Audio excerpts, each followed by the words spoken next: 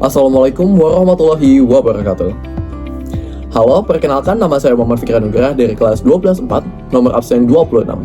Pada video ini, saya akan melakukan percobaan sederhana terkait materi termokimia, tepatnya reaksi eksoterm dan reaksi endoterm. Selamat menyaksikan! Baik, adapun alat dan bahan yang diperlukan pada percobaan kali ini, yang pertama tentunya ada air suhu ruang, yang kedua ada jeruk lemon, yang ketiga ada baking soda, yang keempat ada urea, yang kelima ada termometer, dan yang terakhir adalah alat pengaduk yakni sendok. Baik, sekarang kita langsung saja ke percobaan yang pertama yakni air suhu ruang yang akan dicampurkan dengan perasan jeruk lemon serta baking soda. Sebelum saya memulai ke percobaannya, saya akan mengukur terlebih dahulu suhu awal dari air suhu ruang. Baik, suhu awal dari suhu ruang ini adalah 25 derajat Celcius. Kemudian sekarang saya akan langsung saja mencampurkan perasan jeruk lemon ke dalam air suhu ruang. Setelah saya memasukkan perasan jeruk lemon ke dalam air suhu ruang, jangan lupa untuk diaduk terlebih dahulu ya teman-teman. Nah, setelah diaduk, baru kita langsung mencampurkan baking soda ke dalam air yang sudah dicampurkan dengan perasan jeruk lemon. Oke, sekarang saya sudah mencampurkannya dan memasukkannya. Dan, yap. Oke. Baik, berdasarkan dari termometer dan juga ketika awal reaksi antara asam sitrat dari lemon dan juga natrium bikarbonat dari baking soda, itu memang terjadi perubahan suhu teman-teman. Untuk percobaan yang pertama ini lebih dominan ke peningkatan suhu ya teman-teman. Walaupun mungkin peningkatan suhunya sangat tipis, tapi saat terjadi reaksi antara asam sitrat dan natrium bikarbonat, itu menciptakan suhu yang sempat hangat setelah terjadinya reaksi. Hal ini juga dibuktikan dengan menggunakan termometer, yakni suhu adalah 25 derajat Celcius dengan skala garis yang meningkat lebih tinggi dibandingkan suhu air ruang sebelumnya. Selain itu juga, pada percobaan ini, asam sitrat dan natrium bikarbonat ini menciptakan gas atau gelembung-gelembung karbon dioksida. Asam sitrat sendiri itu dihasilkan oleh lemon, dan natrium bikarbonat ini oleh baking soda. Nah, selain itu juga, dalam reaksi ini terdapat suara atau buih-buih kecil yang menunjukkan bahwa terjadinya reaksi antara asam sitrat dan juga natrium bikarbonat. Oke, sekarang tiba di percobaan yang kedua, yakni dengan mencampurkan air suhu ruang yang akan dicampurkan dengan urea. Nah, sebelum saya mencampurkan air suhu ruang dengan urea, tentu saya akan mengukur kembali atau mengecek kembali suhu pada air suhu ruang terlebih dahulu. Oke, untuk air suhu ruang ini memiliki suhu 25 derajat tetap sama. Dan sekarang kita akan langsung saja mencampurkan urea ke dalam air suhu ruang pada gelas kaca ini.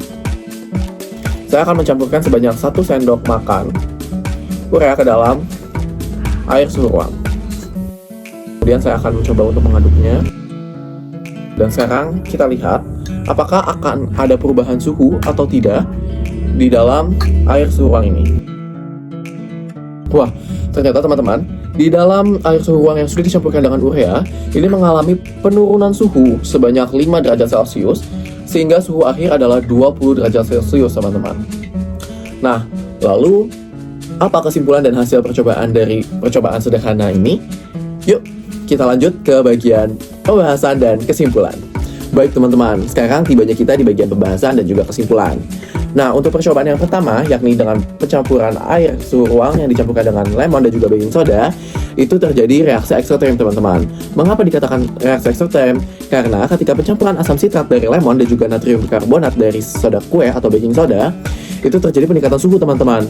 Meskipun peningkatan suhunya tidak secara drastis, tapi ketika reaksi itu terjadi, ketika saya menyentuh bagian dari gelas kaca ini, terasa lebih hangat teman-teman. Begitupun dibuktikan dari termometer yang semulanya 25 derajat Celcius, dan ketika saya lihat kembali menggunakan skala garisnya, itu terjadi peningkatan sedikit saja dari 25 derajat Celcius yang hampir menyentuh ke angka 26 derajat Celcius. Nah, reaksi eksoterm sendiri ini dikenal dengan pelepasan kalor atau pelepasan energi, di mana reaksi ini terjadi dari perpindahan kalor dari sistem menuju lingkungan, teman-teman.